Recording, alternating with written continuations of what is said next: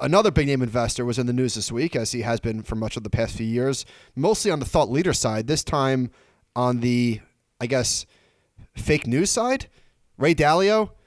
So there was a profile of him in the Wall Street Journal again. And this did, I think I'm Team Dalio on this one. This felt sort of like a hit piece. It was a little hit piece, but he invites this stuff, don't you think? With his management in some style? Ways, the way that he manages and the way that he tells people, like, this is obviously people within his firm are reaching out to the Wall Street Journal and giving these stories. I mean, honestly, if you got this stuff as a Wall Street Journal reporter, would you not put it out there, whether it's a hit piece or not? And so, yes, I think some of the stuff, like, did we really need to know this stuff about him? Probably not. The tweets and the headlines was all about Putin. That was immaterial. Yes, but again, if someone from inside Bridgewater came to you as a reporter and told you that stuff, would you not put it out there just because it would make a big, like, obviously that's not the greatest, most useful financial news, but if someone gave that to you, and obviously it came from someone internally that has a beef with him, wouldn't you use that? So I don't know if I fault, it's obviously a hit piece, but I think when you get to that level, you have to expect this stuff. I wasn't a huge fan of his retort on LinkedIn where he said that basically all financial news is fake news.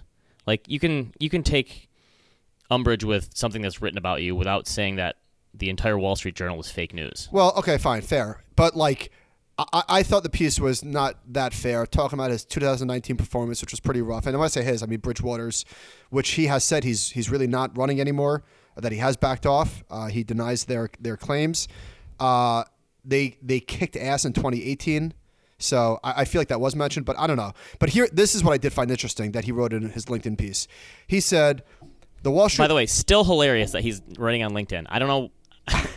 I don't know why. I think it's hilarious that his blog is on LinkedIn. I did not see Ray Dalio transitioning to Tony Robbins, but here we are. He wrote, the Wall Street Journal and other publications don't have investigative journalists write complimentary articles on people because those articles don't sell, which is why our country has no heroes. And I think there's some more. I think there's a lot of validity there. Okay, here's my take on this.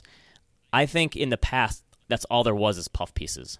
That the financial media was they were the cheerleaders, and after the crisis, they got caught with their pants down, like most people did, and they decided after that, like, we're not getting caught again, we're going to be skeptical. And so the financial news media has been very skeptical for the past 10 years about everything. And I think that's kind of an outcropping of what happened in the crisis, because before, the financial media was just cheerleaders. They were cheerleaders the whole time. So I think now you've gone the other direction. Okay. And here we are. But I don't really buy that there aren't hero articles still written. But for him, he obviously has gotten a lot of bad press in the last couple of years, and so I can see why he is not happy about it. All right, let's talk about an anti-hero, Zero Hedge. So Zero Hedge, there was big news over the weekend. I believe it was Friday night on his permanent suspension. Is that, in my mind, when I hear suspension, I think about high school. You either get suspended or you get expelled. Being expelled is a permanent suspension. So to me, permanent suspension, I don't get it. So does that mean he's gone forever? Do you want me to define permanent for you? I mean, I know what permanent means, but I don't know what the language is with Twitter and. All right, so I don't even really know what happened. There are some conflicting reports that he was suspended because he was spreading false information that the coronavirus was started by a Chinese scientist, and he was transmitting the person's information.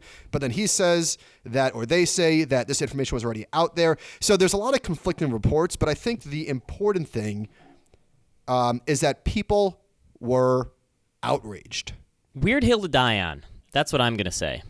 Here's my claim to fame. I've never once followed Zero Hedge on Twitter, so I don't really care that much, to tell you the truth. But the people that are saying First Amendment, those people don't know what they're talking about. I could walk into McDonald's and spout out garbage Fed theories and say the Fed is manipulating the repo market and the Fed is controlling the stock market, and McDonald's could say, "Thank you, sir, for your opinion. Please get out of here and never come back." So Twitter there's nothing to do with the First Amendment. And it's a slippery slope guess what? If you put out garbage conspiracy theories all the time, obviously they pissed off the wrong person too many times because it wasn't like it sounds like this one. It wasn't just this; it was a bunch of stuff. Because you know that Vontaze Burfict guy who played for the Bengals. He would always where are you going with this one? Just listen. He would always have those like dirty hits, and each time he got another dirty hit, the NFL would suspend him a little bit more. And they took into account his past actions when they made the suspension. So people who were worried about this one time, it's obviously not a one-time thing. Again, I don't care if people want to go on his blog and burn their brain cells on the comment section. Have at it, but I don't see what the uproar is for. All right, so here's a few takes. One, not at all surprised at the this is the top sentiment. Like, Zero Hedge getting banned. Like, he didn't get banned for his market calls, to as far as I can tell. And then I'm also not surprised that people like Ben. It would be nice if you could get banned for your market calls, though, wouldn't it? I'm not surprised. Go in the penalty box for a month for being an idiot. The least surprising thing is that Ben Hunt is outraged. Absolutely beyond outraged. Not surprising. And I'm not surprised that they're outraged. I think I understand their mentality, that this is a slippery slope, that this is how democracy dies, that the technology firms are silencing their critics. I understand that mentality, even though I disagree with it. I think that here's my take.